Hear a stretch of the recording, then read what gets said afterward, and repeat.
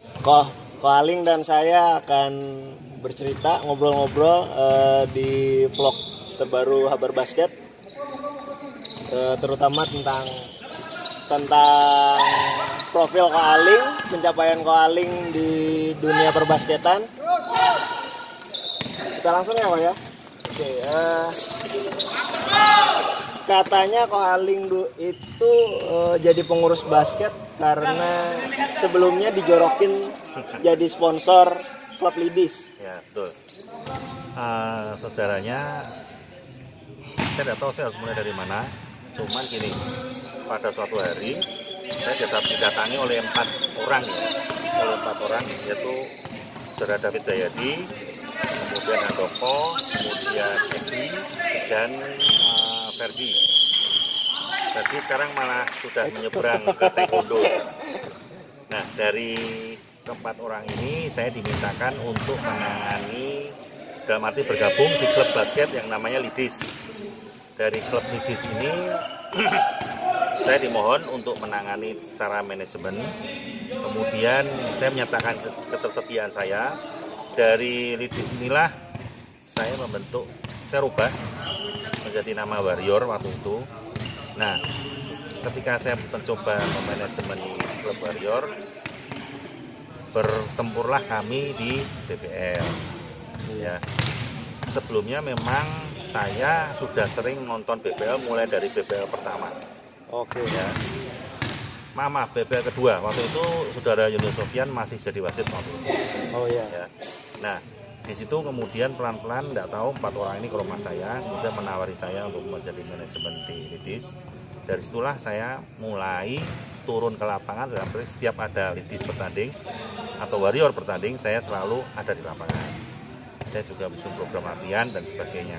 Dan alhamdulillah ketika Warrior ini saya tangani, saya bisa membawa Warrior ini pernah juara 3 di Piala Kapolresta Cup. Oh iya. Kemudian juga selalu masuk ke 4 besar di semifinalis BBL. Tapi memang belum pernah juara. Nah, dalam perjalanan itu saya diperkenalkan lagi oleh beberapa tokoh-tokoh basket di Banjarmasin, seperti Erwin, iya. Didi, kemudian Alung, Yoni Sofyan, kemudian Albert, ya kan, kemudian Wendy almarhum. Mereka itu saya diperkenalkan sebagai para pendiri BBL. Oh ya.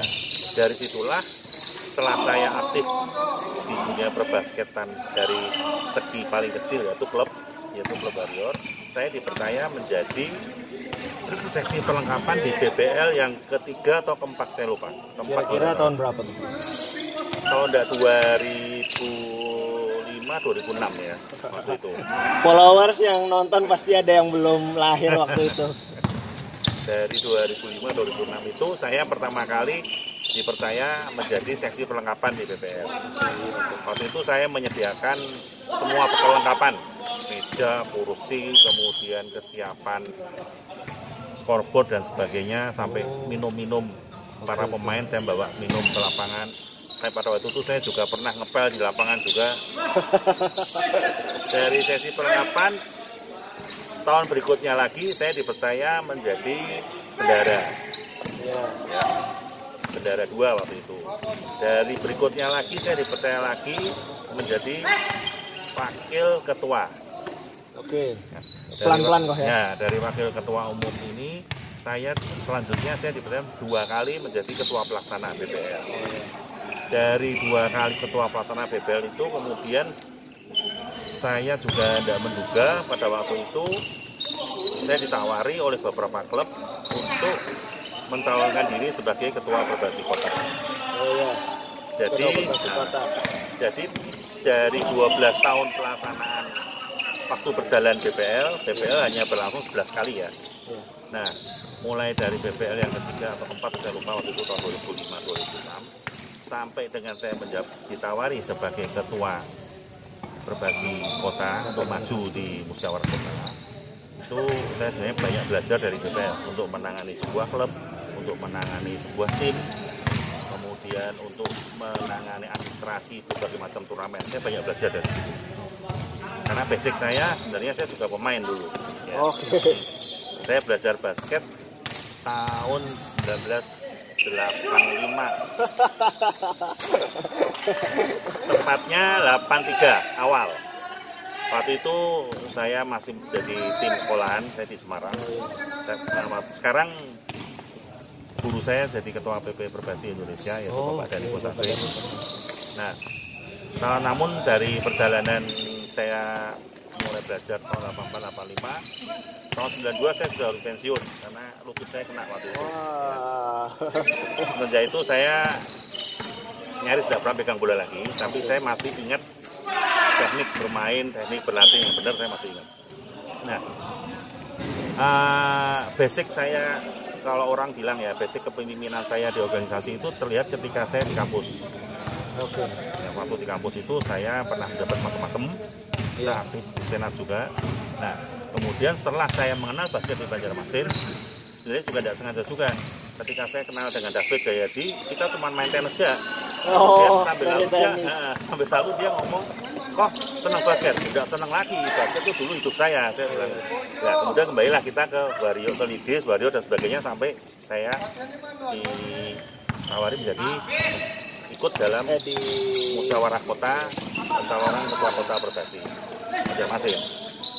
Nah, pada waktu itu saya bertempur dengan Erwin Susanto, ya Erwin Titan. Nah, sialnya saya yang dapat suara terbanyak waktu itu. Jadi nggak nyangka. Ya, sialnya saya. Memang pada waktu itu klub-klub sudah mengetahui saya dalam arti bahwa saya sudah aktif di BPL aja.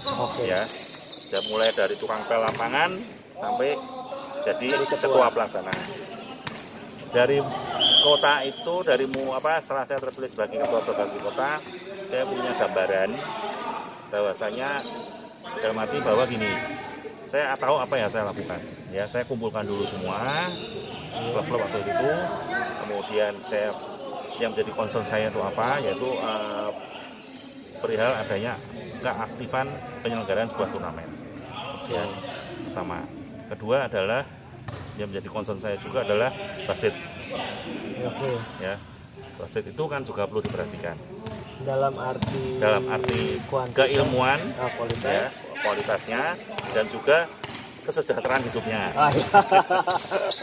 Kalau kita pegang rules, pegang aturan, ya kita harus mau sedikit mencakup kesejahteraan. Ya, tidak bisa kita garis merah tapi kita tidak memikir yang lainnya. Itu harus ya. Nah, kemudian pada hari saya dilantik sebagai ketua Perbasi kota, 1 minggu kemudian saya langsung diserai membentuk tim Kejuprop. Oh, langsung Kejuprop. Langsung. Jadi saya langsung dihadapkan keluar duit nih. Ini loh Kejuprop, timnya kota mana? Oke. Nah, kemudian dari Kejuprop itu Kejuprop antar kabupaten kota Kalsel ya? Ya. Oh ya. Waktu itu Porpropnya di Martapura. Oke, ya. Ya, Kejupropnya waktu itu ada di Surya Arena yang lapangan semen. Iya. Pada waktu itu Kejuprop tim putra mendapatkan medali emas. Kejuprop tim putra. Ya, untuk tim putrinya seingat saya belum ada nomor waktu itu.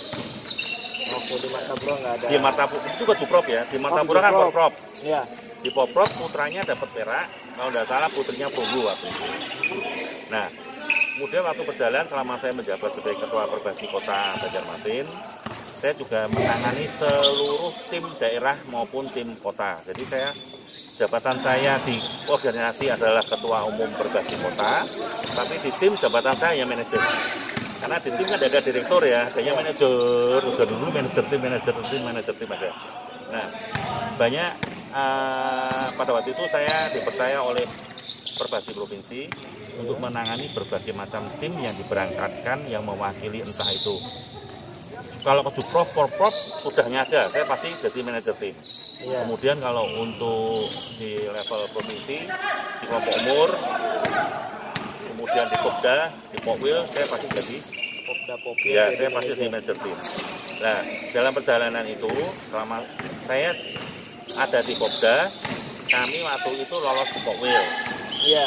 Ya, kota Banjarmasin. Kota Banjarmasin. Yang di Jogja kok. Ya, kita berangkat lagi di Jogja waktu itu kita lolos ke Popnas. Oh, oke. Nah, cuman karena kuota untuk kepesertaan itu adalah Jawa Tengah praktis tuan rumah, Iya. sebagai Sebagai sebagai tuan rumah. penyelenggara dia praktis lolos. Jadi yang juara 3 kita udah jadi berangkat diambil Jawa Tengah. Oh. Tapi alhamdulillah kalau dari Dispora ada pengertian bahwa memang kita harusnya lolos tapi kita tidak jadi berangkat. Nah, kemudian pencapaian berikutnya adalah di Kejuprop Tanjung, Kejuprop Banjarmasin dan Porprov Tanjung. Ya. Di situ alhamdulillah putra di Kejuprop putra emas, putri emas. Kemudian di Porprovnya putra emas, putrinya perunggu lagi. Nah, untuk tim kelompok umur Kejunas waktu itu kita belum aktif karena waktu itu saya masih Perbasi Kota. Kita kan banyak berafiliasi dengan kerjasama dengan provinsi. Dalam perjalanan tahun keempat saya menjabat sebagai ketua Perbasi Kota, saya ditawari lagi untuk maju sebagai ketua Perbasi Provinsi.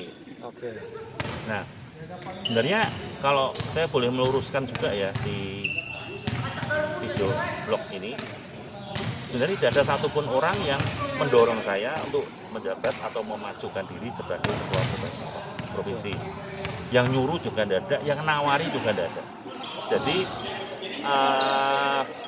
pertimbangan saya adalah saya punya pengalaman nih di Perbasi Kota dengan beberapa macam klub. Saya juga punya hubungan baik dengan seluruh kabupaten kota. Karena kita sering ketemu di Kejuprop dan Porprov. Iya. Nah, kemudian kita juga sering ada hubungan. Iya. Ya. Nah, antar kabupaten kota. Iya. Apalagi Panjang Hulu Sungai itu pasti kenal saya semua. Oh, terkait usaha Koaling. Kopi laba-laba. Nah, kemudian saya menyerahkan surat untuk maju sebagai calon ketua umum Perbasi Provinsi itu 5 menit sebelum jam 12 malam pada hari terakhir. Oke. Saya banyak pertimbangan nih pada waktu itu. Sangguplah saya, karena mengingat di Perbasi Kota saya hanya menangani 13 klub. Iya. Tapi begitu saya naik ke Perbasi Provinsi, maka saya harus menangani 13 kabupaten kota beserta klub. beserta klub-klubnya. Jadi kan skop saya lebih luas. Iya. Akhirnya salah saya pertimbangkan dengan pengalaman. Saya sebenarnya mau maju karena saya punya basic kuat di Perbasi Kotanya. Iya. Ya, karena saya punya basic di situ, jadi saya tahu permasalahannya apa, bagaimana. Meskipun saya hanya tahu, tapi saya hanya cobalah saya tak jadi ketua provinsi, saya membenahi dari awal semuanya. Oke. Ya. Nah, kemudian saya maju. Waktu itu juga saya punya kompetitor di bidang pemilihan adalah Bapak Ogi. Oh. Ogi itu sekarang menjabat sebagai ketua Perbasi Kota Banjarbaru.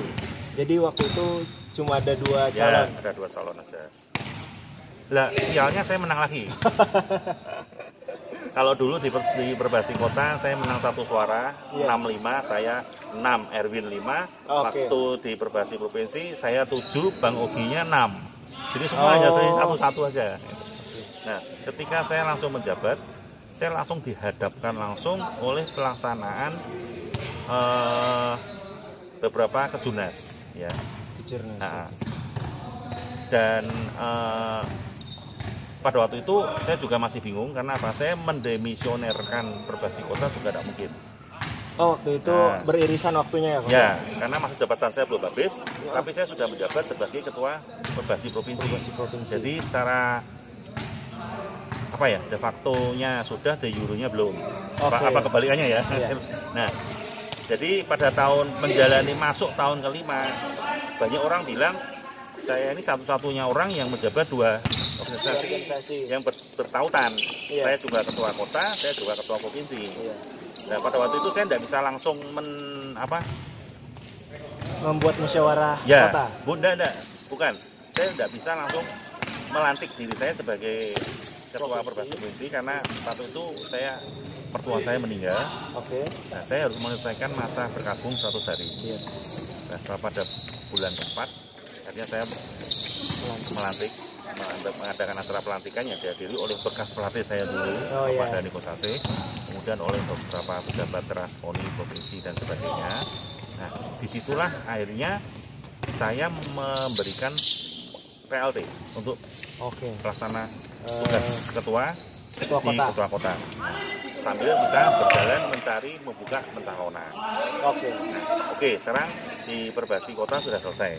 Sekarang di provinsi. Ya, nah sekarang di provinsi. Kalau yang menjadi concern saya, mungkin pertanyaan berikutnya kan apa concern saya di Perbasi provinsi ya? Iya. Tentunya pertama adalah saya ingin adanya standarisasi perihal pelaksanaan dan pelatihan pemain basket secara fundamental. Ya, masalahnya gini, jangan sampai nanti masing-masing daerah tuh punya gaya sendiri. Daerah. Ya. Intinya gampang aja.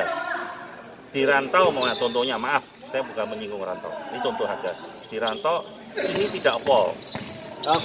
Tapi di Banjarmasin kenapa bisa fall? Nah, berarti saya hanya menilai gini, pendidikan fundamentalnya yang berbeda. Ya. Mungkin dari sisi lain, kenapa kok itu kok fall? Padahal itu tidak fall. Yang harusnya baiknya bagaimana? Saya pada pertanyaan selalu saya menempatkan diri terhadap bagaimana rules itu yang seharusnya. Bukan karena ada kebiasaan sana atau ada kebiasaan sini, itu bukan pertimbangan saya. Nah, karena pertimbangan itulah saya akhirnya ingin memberikan sebuah skema, dalam arti skema ini skema secara global, bahwasanya pelaksanaan pelatihan fundamental basket standarisasi semua harus sama. Dribble yang benar itu ya kayak gini, passing yang benar itu ya kayak gitu. Kalau kemudian mau pola ya oke, polanya pola apa, tapi harus yang kayak apa standarnya. Ya kemudian kalau mau defense yang bagaimana, baku. Kenapa? Mau NBA kah? Mau IBL kah? Mau sistem FIBA-nya kah? Mau di area SEABA-nya kah? Southeast Asia-nya kah? Ya namanya pola kan semua sama. Kita tidak bisa bilang, oh itu gayanya SEABA, oh itu gayanya FIBA, oh itu gayanya NBA. Kita tidak boleh bilang gitu. Karena kan kita tetap punya induk federasi FIBA yang harus kita follow, ya harus kita ikuti, ya kan. Nah, dari situlah akhirnya saya punya program bahwasanya saya akan mengadakan coaching klinik yang tidak mengundang semua orang pelatih ke Banjarmasin sebagai pusat, tetapi saya yang akan terjun ke lapangan. Dan program ini sudah berjalan di 2 tempat ya. Di Rantau, dalam ini mewakili Hulu Sungai, Sungai Bendung 6. Kemudian di Kandangan kami juga pernah. Nah, karena ini begitu menghadapi musim hujan, setelah nanti musim hujan selesai, kami akan lagi ke wilayah Banjarmasin. Coaching klinik ini kayaknya dimulai waktu Bapak Dani Kosasih dan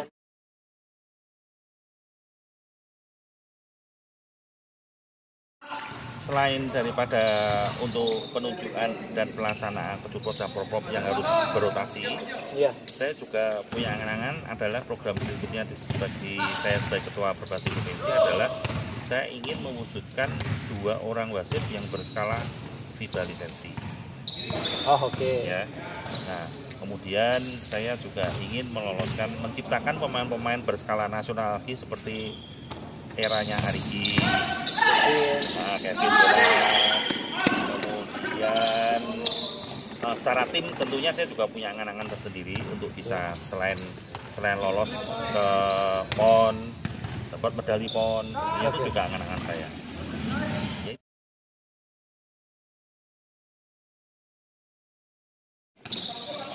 Kalau dilihat apa dulu, secara prestasi atau secara keseluruhan? Secara keseluruhan, saya nilainya di 1. Yang nilainya di 9 adalah pelaku, penghobi, pengamat, dan pencinta basket. Itu saya nilai 9. Sebabnya kalau nilainya 9 di saya, mereka nanti marah karena mereka yang bekerja. Ya kan? Saya ini kan hanya ibaratkan ini. Kita punya dalil. Tapi kalau tidak ada pendukung, benar. kita juga tidak ada artinya. Kita punya rules, tapi kalau tidak ada yang mau mengerti, menjalankan, memahami, dan menerapkannya, kita juga tidak ada apa-apanya. Jadi kalau Anda menanyakan kepada saya skala saya di mana, saya lebih baik skala saya 1 aja. tapi semua pecinta basket di Kalsel itu nilainya 9. Oh, oke. Kalau di di bidang yang lainnya, skalanya ada di mana? Ya, mungkin prestasi saya mungkin banyak orang yang merasa saya ini bukan apa-apa ya. Sebab saya merasa bahwa kalau di bidang dibandingkan dengan para senior yang lainnya, karena saya di Banjarmasin ini baru 2 tahun, ya.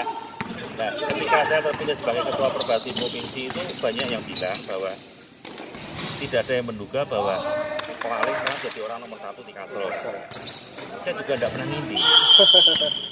Saya hanya punya angan-angan apa yang bisa saya sumbangkan, apa yang bisa saya berikan kepada dunia olahraga. Kalau sekarang saya dianggap bisa nangani basket, ya saya akan memberikan yang terbaik untuk basket. Tetapi dalam hal ini meskipun saya bisa memberikan yang terbaik, tapi kalau dapat dukungan dari siapapun juga, ya mungkin tidak akan ada artinya. Ya. Nah, prestasi dari hal lain, apa ya, pencapaian tertinggi saya ya. Saya secara kebetulan, kalau Anda tanya skala 1 sampai 9, kalau Anda jadi manajer timnas, nilai Anda ada di mana?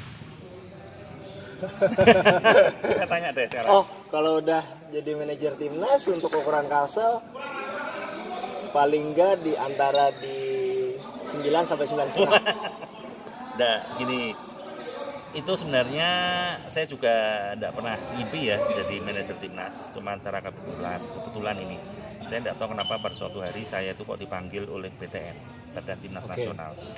Saya dipanggil satu hari wawancara, pagi tiba ke Jakarta. Jadi hari ini saya ditelepon, besok sudah di Jakarta. Nah, kemudian dari situlah saya diwawancara apakah bersedia. Bersedianya bukan bersedia menjadi manajer timnas, tapi bersedianya adalah memberikan komitmennya 100% kepada bangsa dan negara. Saya mikir ada apa ini? Karena saya karena sudah pegang merah putih ya Pak? Ya, akhirnya dijelaskan untuk menjadi manajer timnas, akhirnya saya bersedia. Nah, pada waktu itu saya juga bingung sendiri. Padahal banyak juga orang-orang yang pernah menjabat sebagai ketua Perbasi, banyak juga orang-orang yang mempunyai komitmen tinggi terhadap perkembangan basket di Kalimantan Selatan. Kok ini yang menawari malah saya? Pada waktu itu saya sempat bertanya, apakah penawaran ini datang karena saya sebagai ketua? Tidak, karena mereka hanya melihat saya memang aktif di PP ya, tapi saya bukan orang PP. Saya pernah dicalonkan aja, tapi tidak tahu nih jadi apa enggak. Saya mau ditempatkan di bidang Binpres di PP Perbasi Indonesia. Tapi sampai sekarang saya belum terima SK-nya.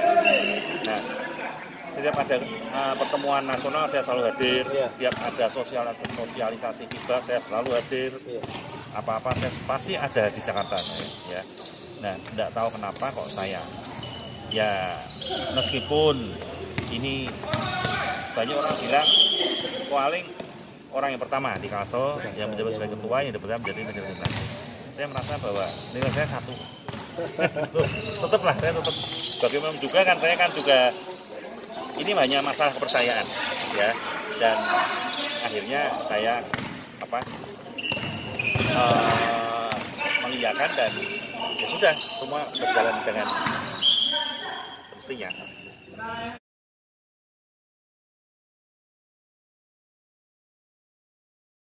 Ya, ini saya ini hanya ketiban teknologi. Masa saya ini masa ketiban teknologi ya. Kalau dibilang sekarang ini semua tinggal buka handphone aja, semua sudah dapat teori basket. Semua sudah dapat pola basket. Semua sudah dapat segalanya. Bahkan kadang-kadang yang namanya pelatih pintar aja kalah sama handphone sekarang. Ya kan? Wasit yang jagoan juga kalah sama handphone sekarang. Ya saya hanya ketiban teknologi aja. Ya saya menyambut baik dengan adanya penggunaan teknologi dalam bidang olahraga. Saya juga menyambut baik adanya bidang teknologi dalam melakukan pengamatan, dalam melakukan pengusulan, dalam memberikan masukan. Pada dasarnya saya menghargai, ya. Sebab kita ini tidak perlu face to face, kita ini tidak perlu janji-janjian, tapi kita bisa omong-omongan. ya kan? Kenanya kan gitu, ya kan?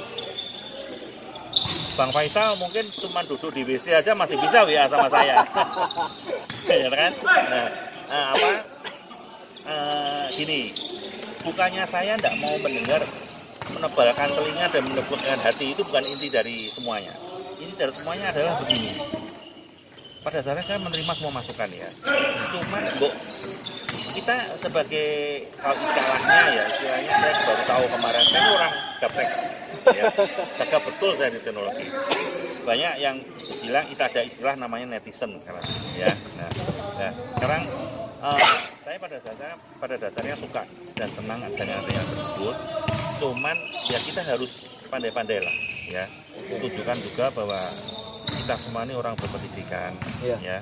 Kita semua ini menguasai bidang apa yang kita bicarakan. Jadi jangan terus asal ngomong, asal komen.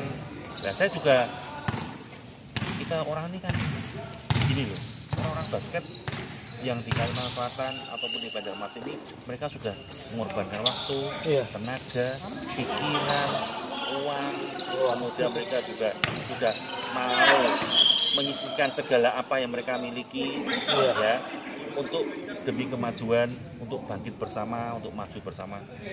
Jangan terus nanti mereka tuh, dalam hal ini kita ini atau mereka atau kami semua ini, jangan terus merasa bahwa kami ini gini salah, gitu salah, kenapa enggak gini, kenapa enggak gitu. Jangan gitulah. Ya saya pada dasarnya menerima masukan. Saya juga menerima sanggahan, saya juga menerima umpatan, saya juga menerima semuanya, saya terima. Cuman kenapa harus melalui medsos? Itu pertama karena teknologi ya.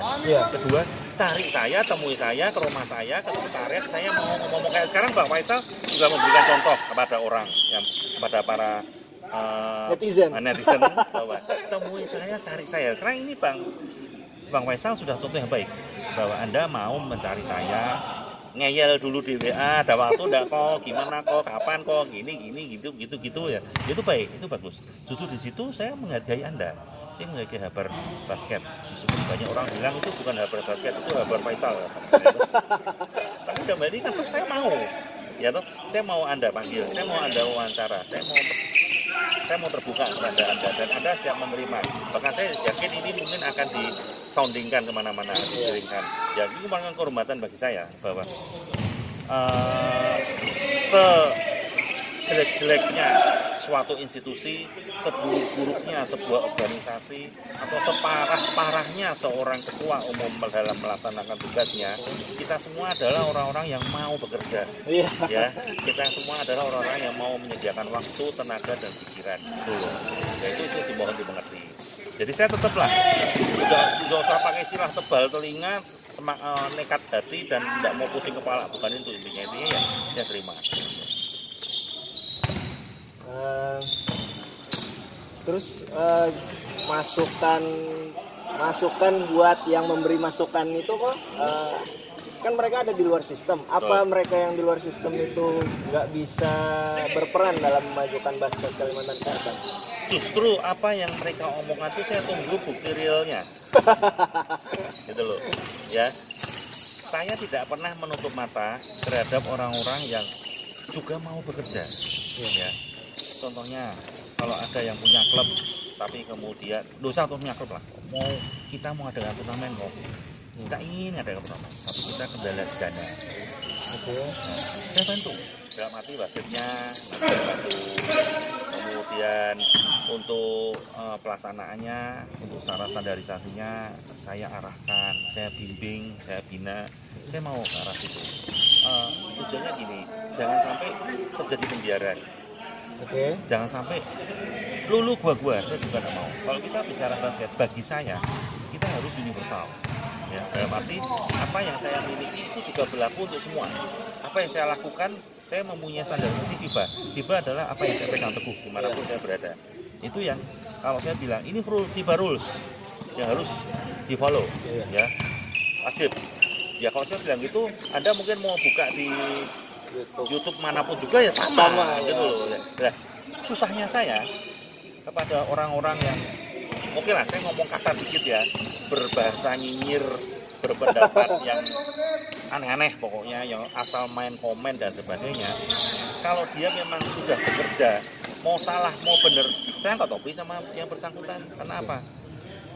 Saya menghargai usaha, gitu loh ya. Saya nggak lihat benar salahnya. Yang penting dia sudah usaha duluan, sudah ada wujudnya, sudah ada langkah konkretnya. Soal itu salah benar, tinggal kita mulai dari sisi mana, gitu loh. Ya kan kita harus bijak juga. Gitu. Nah, dalam hal ini untuk bicara masalah basket, saya yakin bahwa masalah basket adalah masalah universal.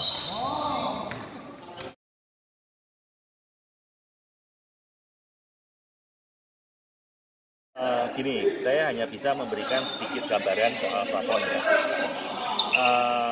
Kebetulan nih Habar Basket juga menanyakan, jadi sekalian untuk sounding juga.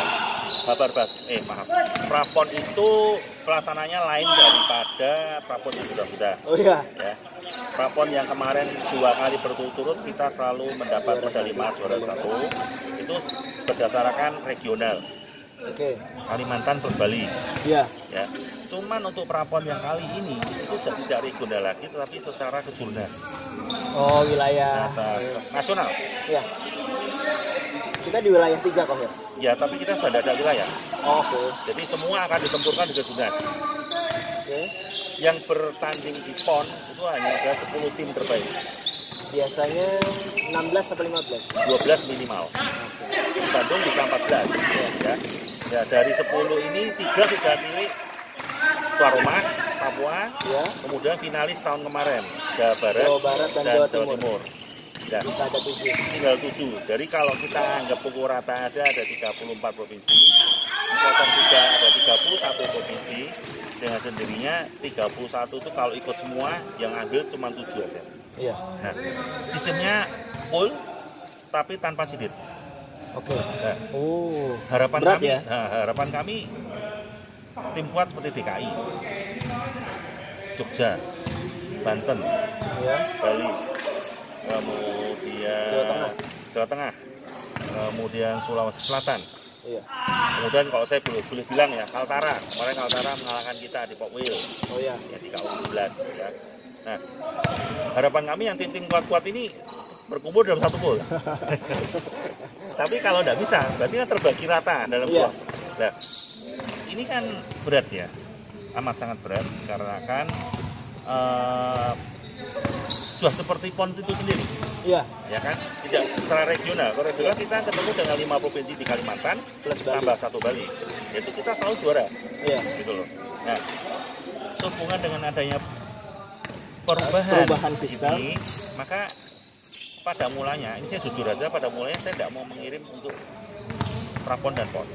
Karena wah, ke Papuanya selain mahal, saya punya pendapat kasar, pendapat kasar saya gini, kita mau berangkat aja sudah bonyok duluan, sudah dipopuli sana sini ya kan, belum tentu kita bisa lolos di prapon ini gitu loh. Cuman akhirnya kalau kita tidak mengikuti prapon atau PON, dengan dirinya kita akan kehilangan satu generasi pembinaan. Iya. Itu kan juga tidak diharapkan kan. Nah, sekarang akhirnya kita putuskan untuk ikut juga.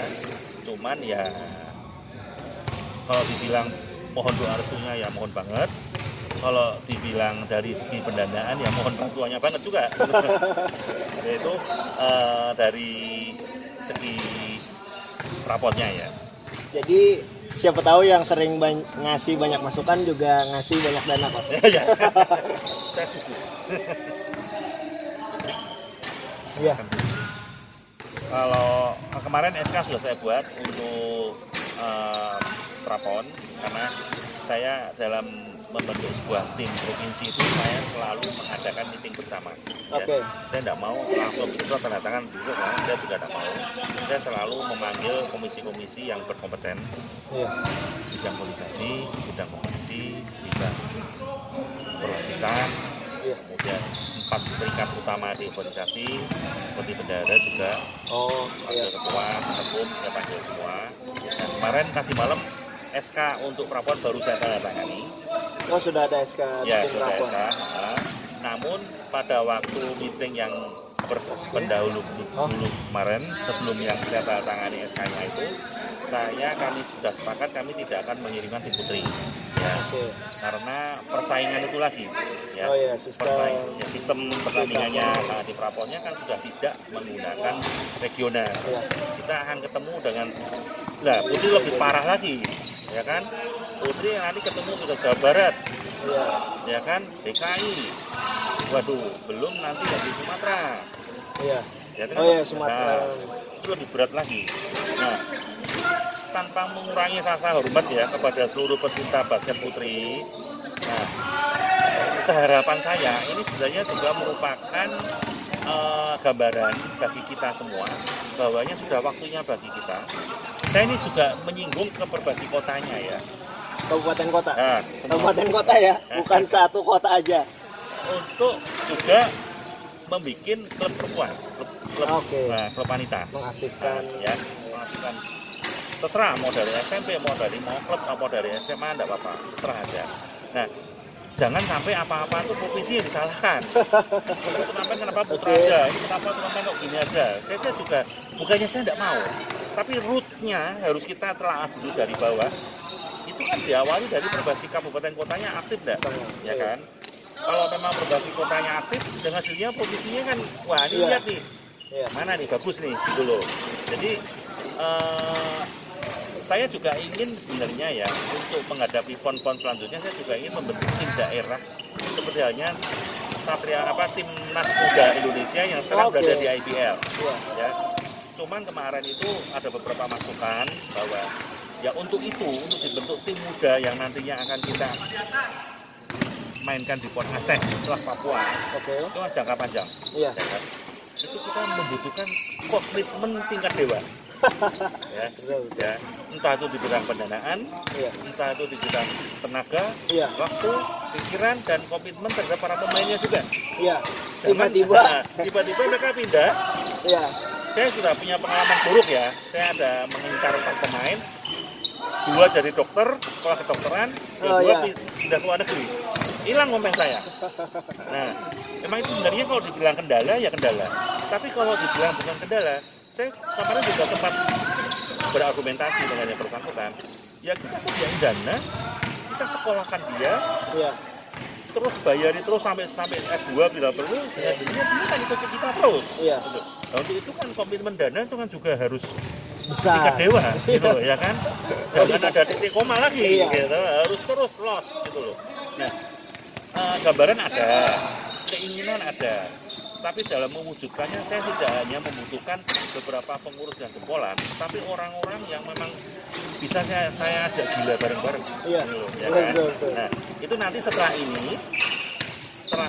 prapon selesai, kita kan ada tenggang kosong untuk PON ke Papua nanti. Kalau insya Allah kita lolos, ya itu nanti saya sudah mulai akan menata. Saya tidak peduli apakah nanti saya menjadi ketua perbasi provinsi lagi atau tidak. Itu harapan saya. Kalau dari awal ini sudah kita tata yang benar dan baik dengan program yang jelas, saya rasa siapapun nanti yang menjadi ketua perbasi provinsi yang baru bersedia untuk melanjutkan. Jadi kita sudah punya gambaran.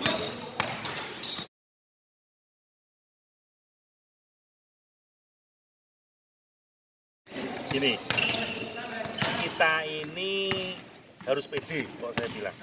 Ya, kita ini harus pede dengan segenap SDM, dengan segenap kemampuan, dengan segenap keyakinan, kita harus pede. Kita tidak bisa aktif sebagai peserta aja. Ya, kita harus pede bahwa kita adalah sanggup menyelenggarakan. Dan saya maunya tidak tanggung-tanggung. Pertama kali saya mengadakan tingkat skala nasional itu pada waktu di Chenghu, ketika saya menjabat sebagai ketua perbasi kota. Waktu itu diikuti oleh 15 kota, 36 klub. Ya. Dan kita yakin aja waktu itu. Kalau semua kota bisa, kenapa kita tidak bisa? Akhirnya waktu itu saya ketua pelaksana, ketua umumnya adalah Saudara Erwin. Kita dibantu oleh para pengusaha itu banyak benar, ya, karena dibutuhkan dana yang tidak kecil. Nah, yang kedua adalah Junas. Kita tuh gini, kita aktif ikut di Junas KU 16, KU 18 setiap tahun ya. 2 tahun sudah kita ikut. Ya.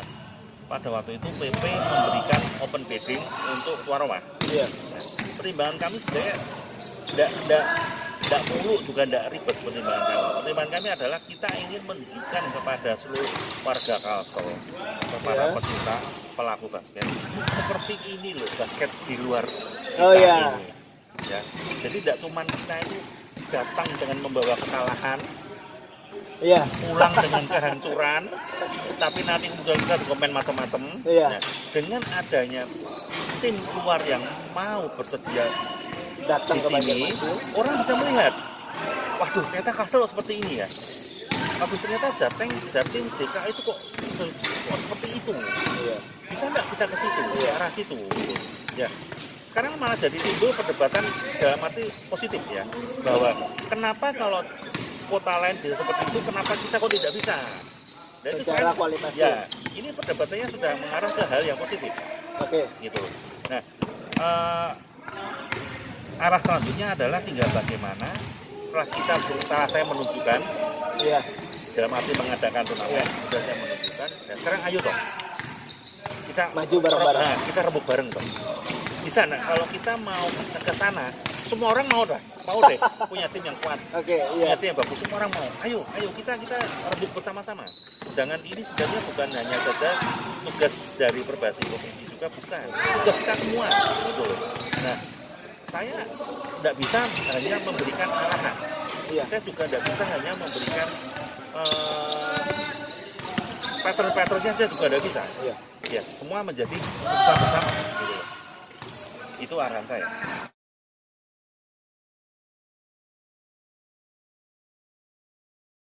Sudah, untuk kedua itu nanti gini, kita akan bahas semua itu di musyawarah provinsi. Ya, saya tidak bisa ini membahas ini hanya di dalam organisasi saja. Ya, saya akan membawa ke semua ini ke musyawarah provinsi. Nah, itu termasuk pemanggilan dan pengadaan pemain. Pengadaan dalam hal ini tanda petik ya, bukan terus kita dari kota lain, bukan. Tapi saya sudah mewujudkan dan berusaha seadil-adilnya untuk pemanggilan pemain dari luar daerah, bukan hanya Banjarmasin. Kalau saya maunya Banjarmasin itu jangan jadi sentral, ya pemainnya harus semua dong, ya kan. Nah itu kan juga memacu semangat dan memicu para pecinta basket di daerah untuk melakukan pelatihan yang benar, supaya apa? Tumbuh para pemain-pemain tunas baru dan nanti akan dilihat oleh Perbasi provinsinya. Nah, besar harapan saya bukan pada di situ juga. Kalau turnamen, kontak kami. Jangan berjalan sendiri-sendiri. Dan nanti kita mantaunya gimana gitu loh. Ya, itu nanti akan juga menjadi arahan pembicaraan di Perbasi musyawarah. Ya, evaluasi tentu semua, bukan hanya masalah jurnas. Evaluasi semua. Hasil kerja saya juga harus evaluasi, ya kan? Efektif enggak? Apa hasilnya? Bagaimana? Itu yang saya tunggu gitu loh. Ya demikian.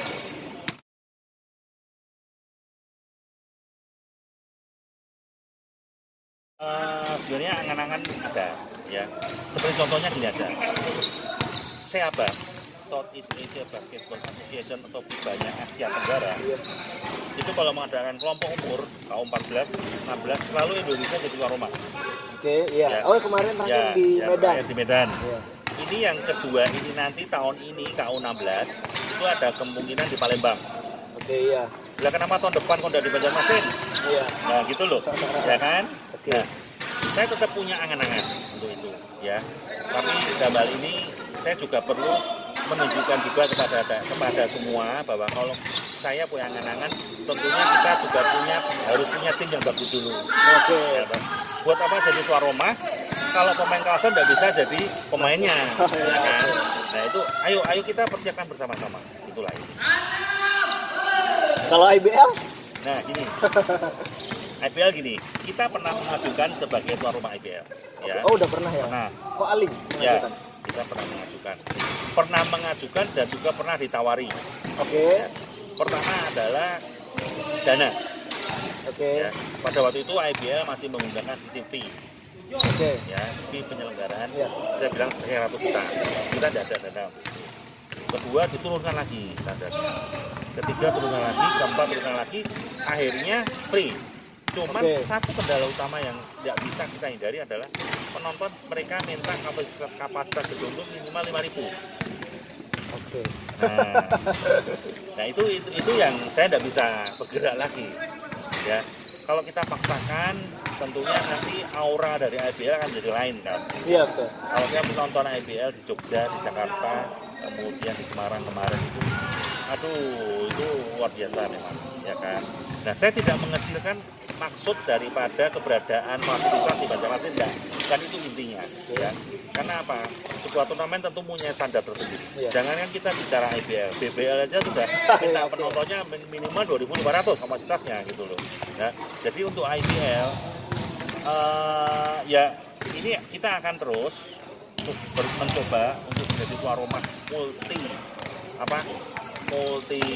tuan rumah, multi klub, tidak hanya secara perbasi aja, tapi juga gini. Kalau saya punya pandangan gini, kalau kita mau mengacu semangat orang bermain basket itu harus ada tingkatannya. Iya, meningkat. Nah, jangan terus kita memacunya di level pelajar, terus kita juga perlu sekali memberikan contoh. Ini loh profesional Indonesia ini seperti ini loh tingkat pendidikan pelatihan yang secara baru itu seperti ini. Itu kita harus terus berikan gambaran, kita berikan contoh, kita wujudkan itu.